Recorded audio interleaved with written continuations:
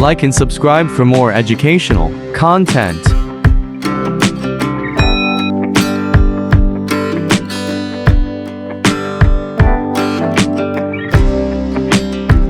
Hello friends, dairy accounts વાળામાં આપનું હાર્દિક સ્વાગત છે. મિત્રો, આજે આપણે દાખલા નંબર 9 જોઈશું, જે ગુજરાત બોર્ડ 2023માં પૂછાયેલો દાખલો છે કેયુર લિમિટેડનો. અને આ દાખલો ખૂબ જ ઇમ્પોર્ટન્ટ છે, કેમ કે આવા પ્રકારના દાખલા તમને ગુજરાત બોર્ડ 2025માં પણ પૂછાવાના છે. તો મિત્રો, આપણે દાખલાની શરૂઆત કરીએ. હવે ધ્યાનથી સમજી લેજો કે જે કંપનીના વાર્ષિક હિસાબો છે એમાં ફક્ત બે કે ત્રણ જ હવાલાઓ તમને પૂછવામાં આવે છે, અને એ હવાલાઓમાં મુખ્યત્વે એક આખર સ્ટોકનો હવાલો હશે અને બીજા નંબરનો તમારો કરવેરાની જોગવાઈનો હવાલો હશે. તો આ દાખલામાં એ બંને જ હવાલા તમને આપેલા છે. આખર સ્ટોક 42,000 અને કરવેરાની જોગવાઈ 50% કરવાની છે. તો મિત્રો, જે વિગતો આપેલી છે તેના આધારે આપણે દાખલાની શરૂઆત કરીએ. સૌ પ્રથમ હેડિંગ લખી દઈશું આપણે કેયુર લિમિટેડનું.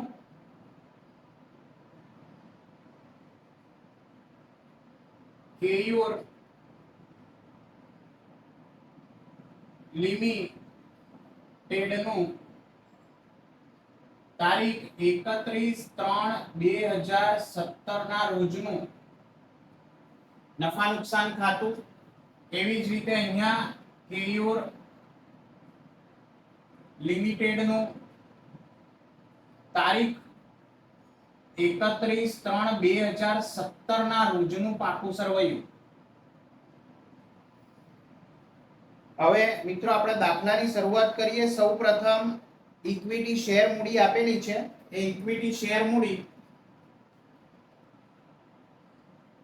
આપણે શેર મૂડીમાં લખીશું ઇક્વિટી શેર મૂડી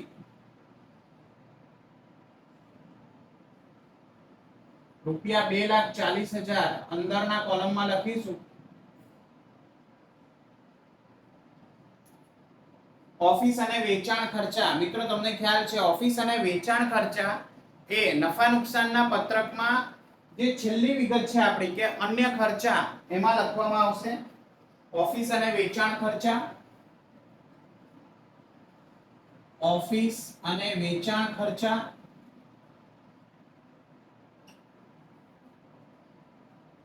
મિત્રો 24,000.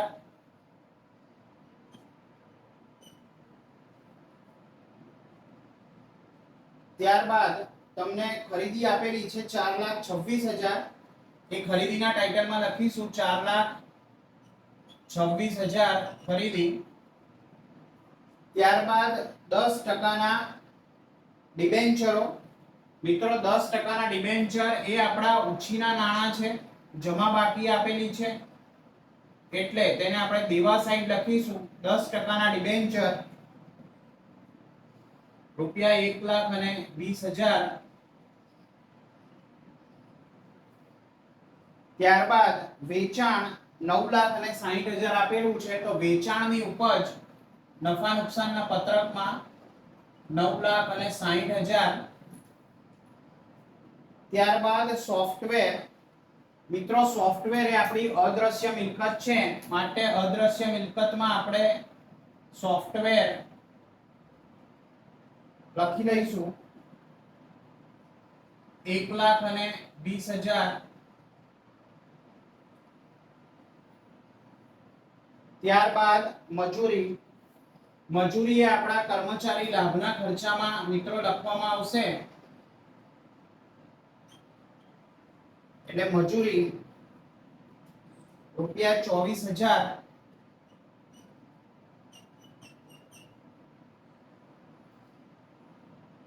ત્યારબાદ આપણને ડિબેન્ચર પર વ્યાજ આપેલું છે.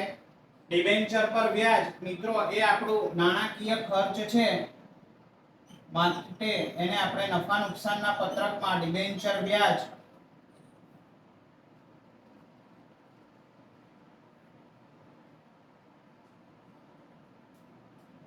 મિત્રો મજૂરી સોફ્ટવેર 1,20,000. મજૂરી 24,000 છે, ડિબેન્ચર પર વ્યાજ 12,000.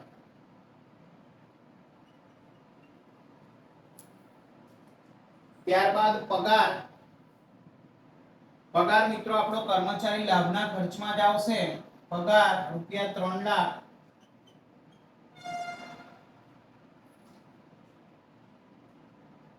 ત્યારબાદ બેંક ઓવરડ્રાફ્ટ. મિત્રો બેંક ઓવરડ્રાફ્ટ તમને ખ્યાલ છે ચાલુ દેવા ઓવરડ્રાફ્ટ અને કેશ ક્રેડિટ લખવામાં આવે છે, તો અહીંયા આપણે લખી દઈશું બેંક ઓવરડ્રાફ્ટ.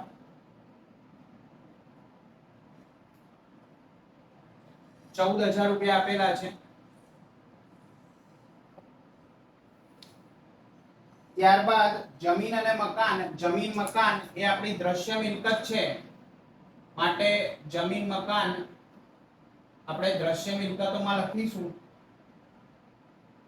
રૂપિયા 2,28,000.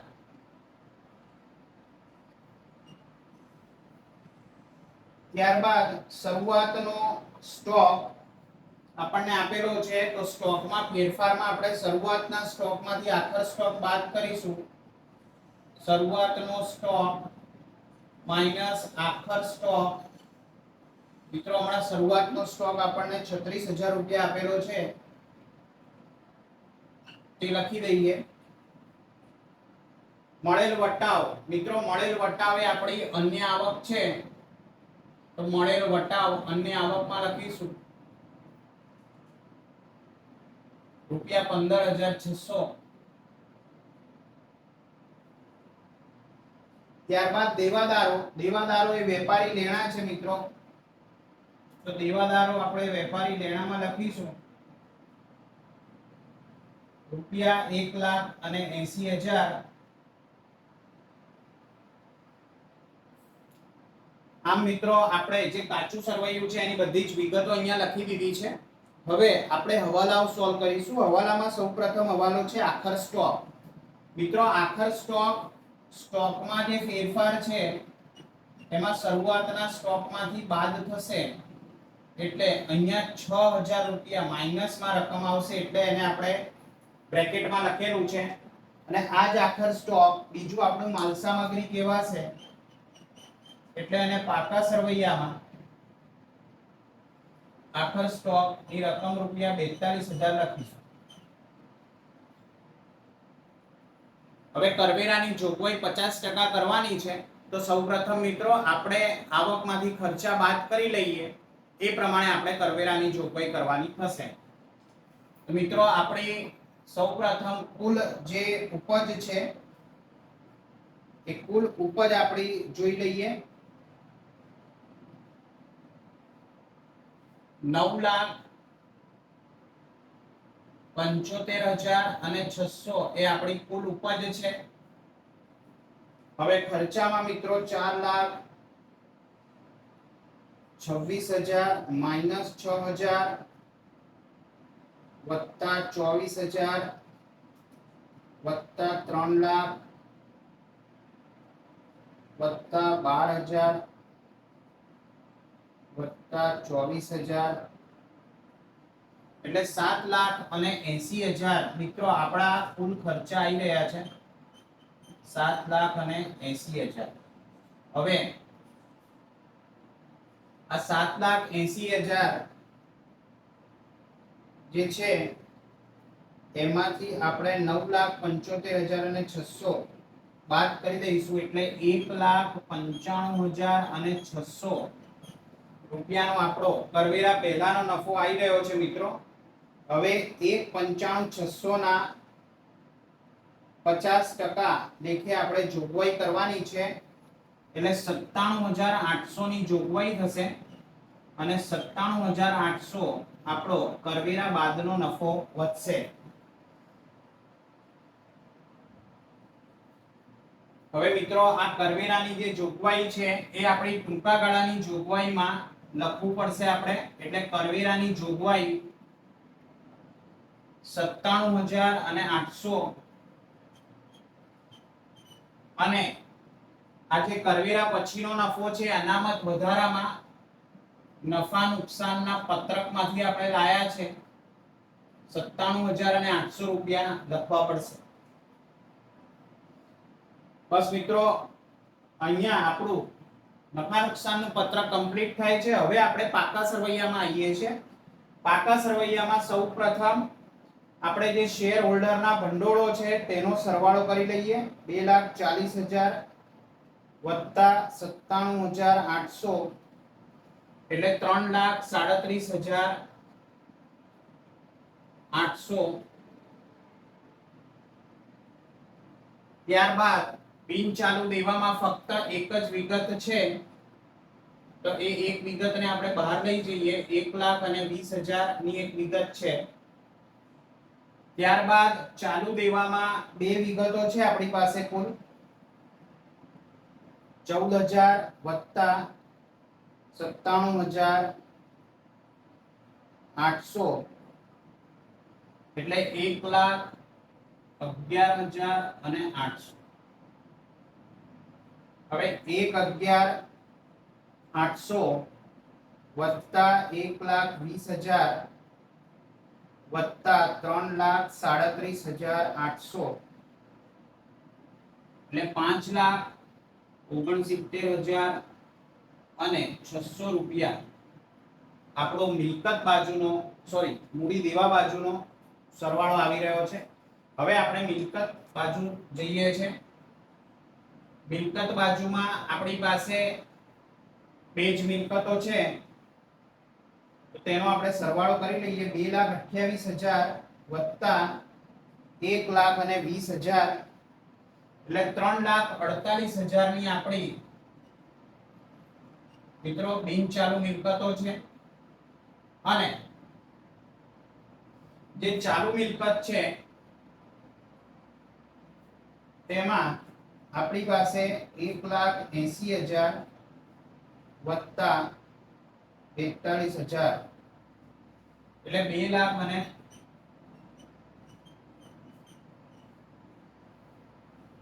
2,22,000 ની કુલ વિગત છે.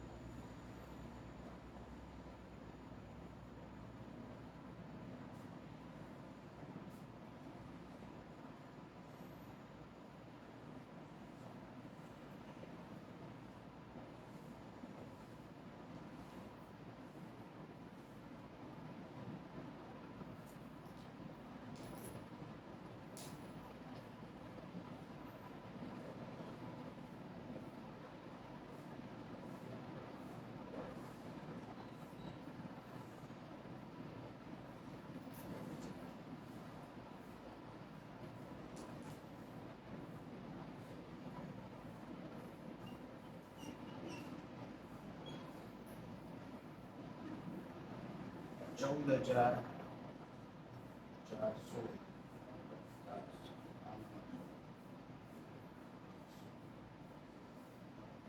એટલે 1,12,600 એ આપણા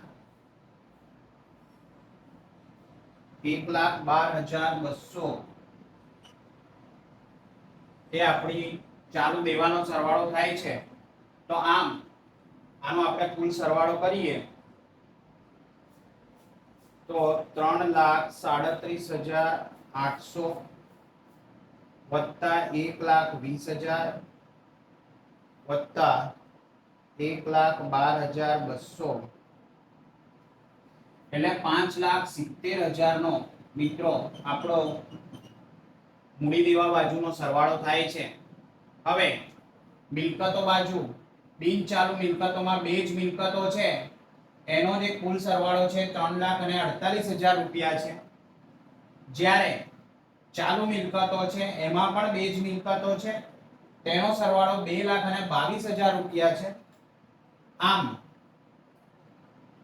મિલકતો સાઈડનો કુલ સરવાળો 5,70,000 રૂપિયા છે.